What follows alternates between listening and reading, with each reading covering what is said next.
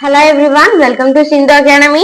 இன்னைக்கு நம்ம என்ன பார்க்க போறோம் அப்படின்னா 9th Maths chapter 1 ஓட exercise 1.4ல 4th sum பார்க்க போறோம். ஓகேவா? சோ நான் क्वेश्चन படிக்கிறேன். Verify A union B intersection C is equal to A union B intersection A union C using a Venn diagram னு சொல்லிருக்காங்க. ஓகேவா? சோ இது ஃபார்முலா நமக்கு நல்லாவே தெரியும் இல்லையா? சோ இத நான் வந்து இது LHS னும் இது RHS னு வெச்சுக்கிறேன். ஓகே? சோ நான் ஈஸியா இருக்கணும்ங்கறதுக்காக ஃபர்ஸ்ட் வென் டயகிராம் போட்டு வச்சிட்டேன். ஜஸ்ட் நம்ம ஷேட் மட்டும் பண்ணிக்கலாம். ஓகேவா? இப்போ பாருங்க LHS side A union B intersection C. ஓகேவா? ஃபர்ஸ்ட் பிராக்கெட்ல இருக்க சால்வ் பண்ணிக்கலாம். B இன்டர்செக்ஷன் C சொல்லிருக்காங்க. ஓகேவா? சோ இது B சர்க்கிள், இது C சர்க்கிள் இல்லையா?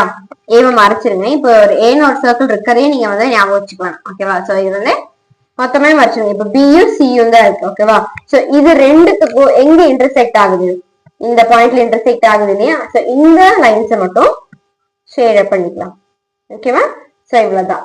சோ இத மட்டும் ஷேட் பண்ணிக்கோங்க. நெக்ஸ்ட் இந்த சைடு பாருங்க. இப்போ ஹோலா ஷேட் பண்ணலாம்.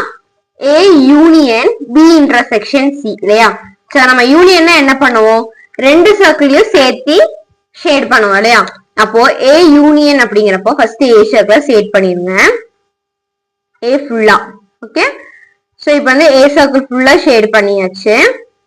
யூனியன் சொல்லிட்டாங்க B இன்டர்செக்ஷன் C. அப்போ B இன்டர்செக்ஷன் C க்கு நம்ம என்ன ஷேட் பண்ணிருக்கோமோ அந்த ரீஜியனையும் ஷேட் பண்ணிருங்க. ஓகேவா? சோ அவ்வளவுதான். புரிஞ்சா? A யூனியன் அப்படிங்கிறப்பவே A சர்க்கிள் ஃபுல்லா ஷேட் ஆயிரும். B இன்டர்செக்ஷன் C அந்த பிராக்கெட் தனியா யூனியன்ல வரும்போது இங்க நம்ம ஷேட் பண்ணி வச்சிருக்கோம் சேர்த்து ஷேட் ஆயிரும். இங்க ஷேட் ஆயிருக்கு இல்லையா? சோ இதுதான் இவ்வளவுதான் ஃபர்ஸ்ட் ஈக்குவேஷன் போட்டுக்கோங்க. ஓகேவா? நெக்ஸ்ட் RHS பாருங்க. A union B intersection A union C ன்னு சொல்றாங்க. ஓகேவா? அப்போ A யூனியன் B உடைய வேல்யூஸ் பாருங்க. எது ஷேட் பண்ணுவோம்? AVயும் BVயும் மட்டும் என்ன பண்ணுவோம்? ஷேட் பண்றத A யூனியன் B இல்லையா? அப்ப A circle and B circle ஃபுல்லா ஷேட் ஆகும். ஓகேவா? நீங்க நம்ம C ஷேட் பண்ணிருக்கோமே அப்படின்னு நினைக்காதீங்க. இதுல வந்து A-க்கு பார்ட் இருக்கு, B-க்கு பார்ட் இருக்கு இல்லையா? அப்போ இது AB. சோ நீங்க A சர்க்கிள் B சர்க்கிள்ல ஷேட் பண்ணிருக்கீங்க இப்போ. ஓகேவா? நெக்ஸ்ட் பாருங்க A union C second bracket இல்லையா? இப்போ A-வையும் C-யையும் மட்டும் ஷேட் பண்ணிக்கோங்க. ஓகே? ஓகேவாச்சா? இப்போ பாருங்க இது ரெண்டுத்துலயும் இன்டர்செக்ஷன் போட போறோம். ஓகேவா? இதுல எது காமனா ஷேட் ஆயிருக்குன்னு பாருங்க. இது ஃபுல்லா A ஷேட் ஆயிருக்கு. அதே மாதிரி இந்த இடத்துல ஃபுல்லாவும் A ஷேட் ஆயிருக்கா? அப்ப A ஃபர்ஸ்ட் ஷேட் பண்ணிக்கலாம் நம்ம.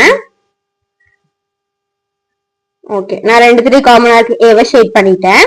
நெக்ஸ்ட் பாருங்க இதுல இங்க ஷேட் ஆயிருக்கா ஒரு ரீஜன், இதுல இங்க ஒரு ரீஜன் ஷேட் ஆயிருக்கு.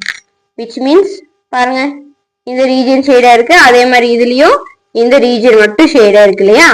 சோ இங்க இருக்கிற C வந்து இந்த இடத்துல ஷேட் ஆகல.